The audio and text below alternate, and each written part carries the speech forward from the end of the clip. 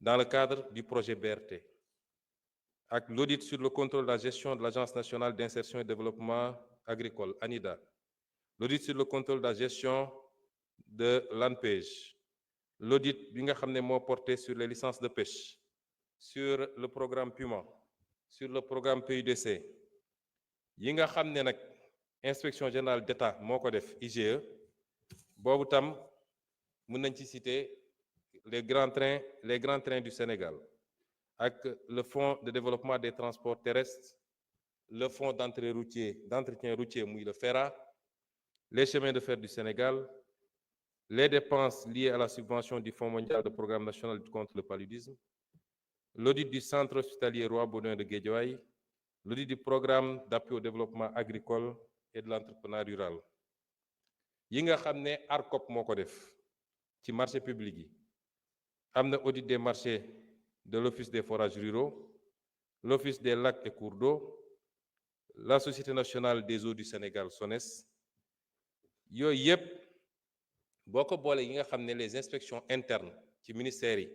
ñoo koy def muy audit yu bëri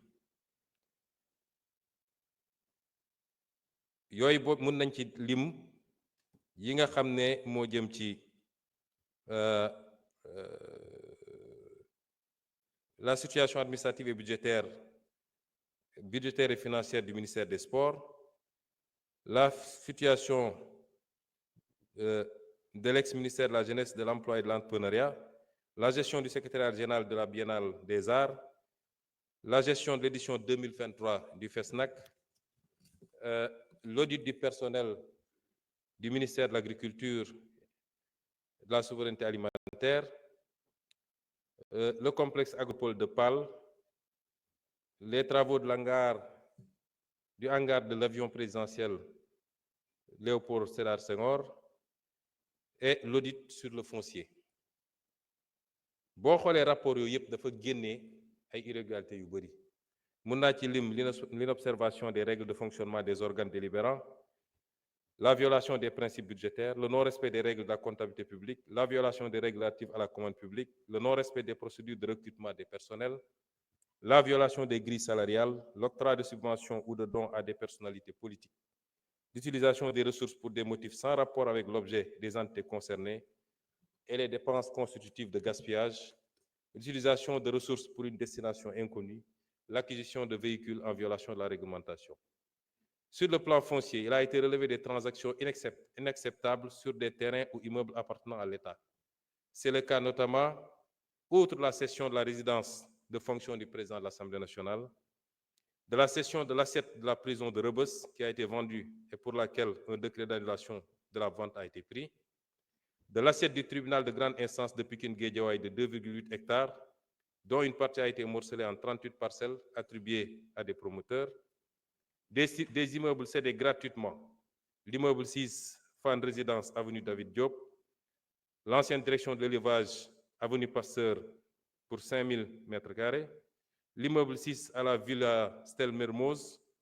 des immeubles donnés illicitement en bail, tels que l'immeuble Fan Angle rue Djilimbey, ainsi de suite.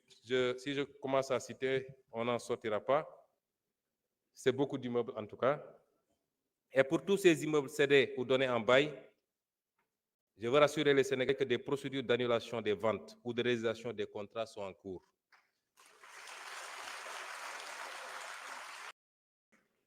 Tout le patrimoine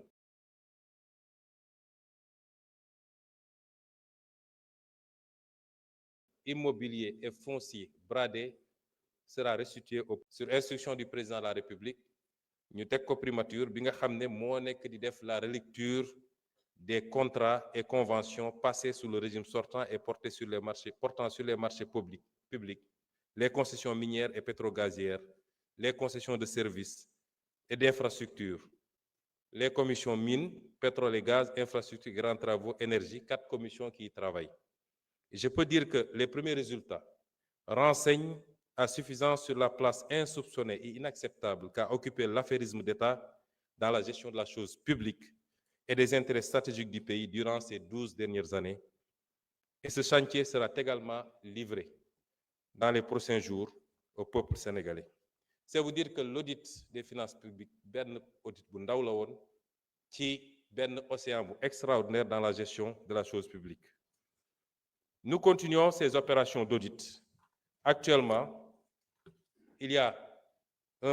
des programmes d'audit sur les certificats nominatifs d'obligation, te gis ngeen ko ci rapport Cour des comptes, sur les lettres d'exonération, les lettres de remise gracieuse, les lettres d'acquiescement, l'aéroport international Blaise Diagne, Air Sénégal International, AIBD Assistance Service 2AS, Direction des moyens généraux de la présidence de la République. Le président s'audite lui-même, et c'est une première au Sénégal. Les titres miniers, attribution transaction 2020-2024, les cessions de titres Endeavour, l'AGEROUTE, la DER-FJ, la CDC, la SAR, Petrosen, l'FD Sud, ANASER, le Fonds de développement des transports terrestres, et j'en passe. Merci. Merci beaucoup. Je vous remercie, Monsieur le Premier ministre. Oulimata Sidibé, man nga ñëw jël kàddu.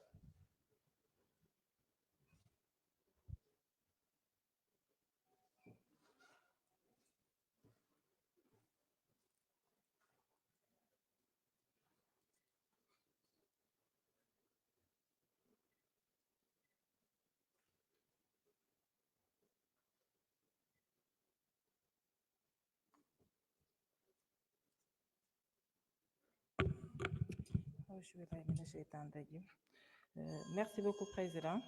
Monsieur le Président de l'Assemblée nationale, Monsieur le Premier ministre, Mesdames, Messieurs les ministres, chers collègues honorables députés. Monsieur le Premier ministre, je voudrais, dans mes propos liminaires, vous adresser mes chaleureuses félicitations pour l'exercice de transparence dont votre gouvernement a fait. Montre pour informer les Sénégalais et tous partenaires techniques et financiers de l'état réel de nos finances publiques. Il aurait été plus aisé pour vous, en tant que chef du gouvernement, de dissimuler l'information dans le dessein de pouvoir capter facilement des ressources financières extérieures. Mais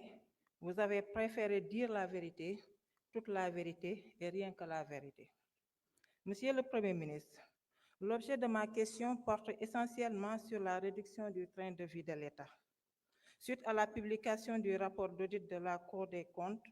sur la situation des finances publiques, gestion de 2019 au 31 mars 2024. Ce rapport d'audit a fait ressortir de graves dérives budgétaires qui mettent en mal des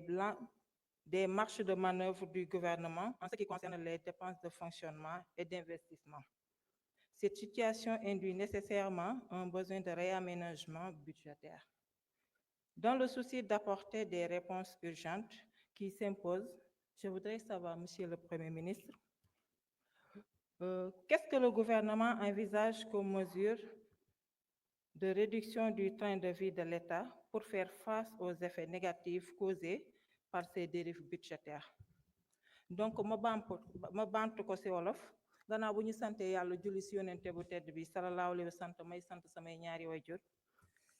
ci samay kàddu damay tàmbali di nuyu le Premier ministre Ousmane Sonko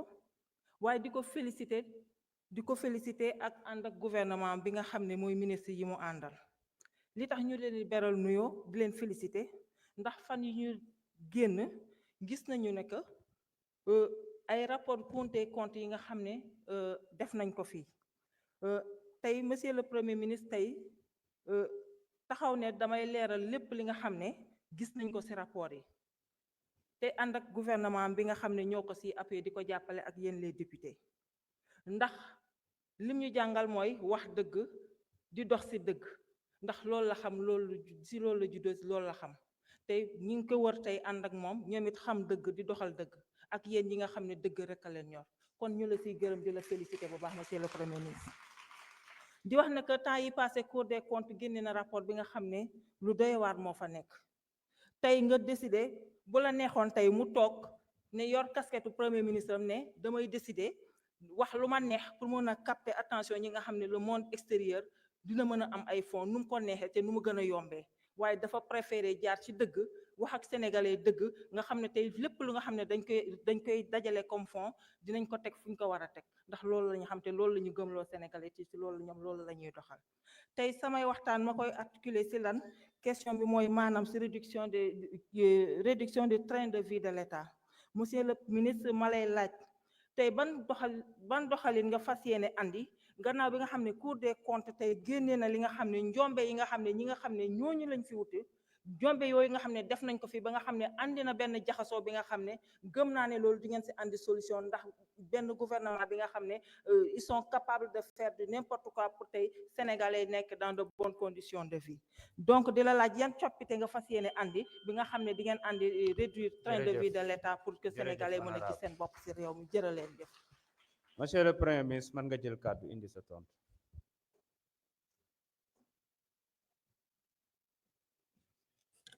Merci honorable député ci opportunité bi ñu jox pour ñu wax ak sénégalais ci li ñu fas yéene def ndax rapport bi génn na li am na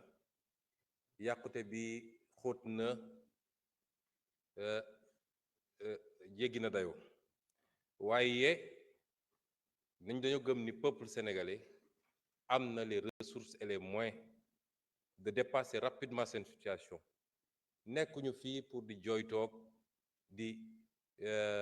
apitoyer sur notre sort waaye baax na ñu xamal ñi ñu wóolu ba teg ñu fii li xew ci réew mi ak fi ñu ko fekk bi loolu amee ba pare nag sursaut la laaj un sursaut national ci sursaut boobu am na lu war état bi waaye am na lu war citoyen kenn ku nekk ci ñoom état bi nag moo war a njëkk a joxe exemple parce que nit ñi boo leen bëggee jëmale fenn da nga leen fay jiitu mënuñu laaj sénégalais yi ñu def ay sacrifice te état bi du ko def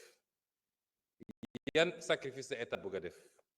am na loo xam ne ay mesures correctives la yu jëm ci finance publique pure et dure defe naa keroog ci seen conférence de presse ministre bi àddu woon na ci te amaana su dee laaj ñëw na ci loolu moom na ci àddu mënoon naa ko faram-fàcce waat ci ay mesures yu gàtt waaye comme temps bi léeg-léeg daf ñuy xaw a manqué ma jëm directement ci li nga xam ne mooy les mesures de réduction du train de vie de l'État. Ces mesures commenceront par la rationalisation des agences d'exécution. Des manquements graves ont été relevés dans la gouvernance économique et sociale de ces entités, marqués entre autres par une inflation des agences. Agences yi bëri na demoon nañu ba réew mi da ngay dagg